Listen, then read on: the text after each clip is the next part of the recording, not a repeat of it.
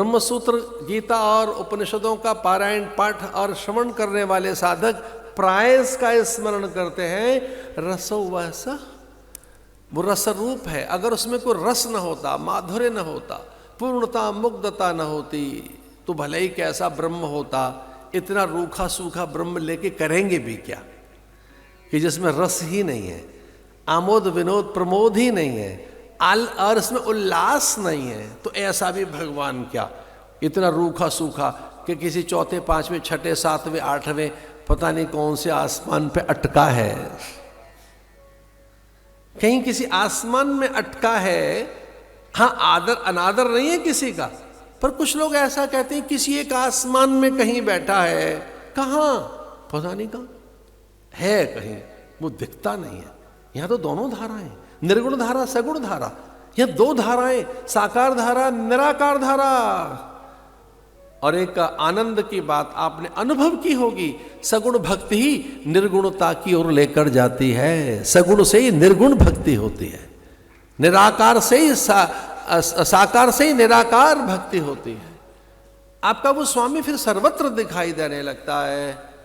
तो इधर रासेश्वरी रम्या रामाच परमात्मना, ईश्वर स्वयं रास रूप में, रस रूप में, नृत्य के रूप में, आनंद के रूप में इधर आ गया। तो मैं ऐसे एक निवेदन कर रहा था कि हमारी संस्कृति में परमात्मा इतना रूखा सूखा नहीं है, उसे रास भी करना आता है और रस रूप है। समाधि का देवता हमारा महादेव, उनसे बड़ा नृत्य किसे आता होगा करना? वो तो नटराज है, वो मानसरोवर पर, वो कैलाश में जो कैलाशपति है, जो मानसरोवर पे रहता है, जो देवादिदेव है, महादेव है। कोटि कोटि ब्रह्मा जिसके यजन अर्चन वंदन स्तवन पूजन स्मरण में नित्य लगे रहते हैं, वो देवादिदेव महादेव, वो भी नटराज हैं।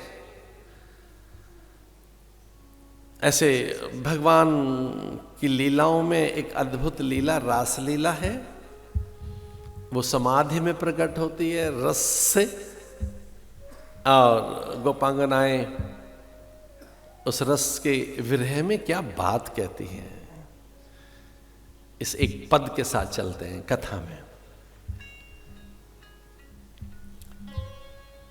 मोहना चलायो नैन तीर, मोहना चलायो नैन तीर, मोहना चलायो नैन तीर। हिये में सानी गयोरी, हिये में सानी गयो,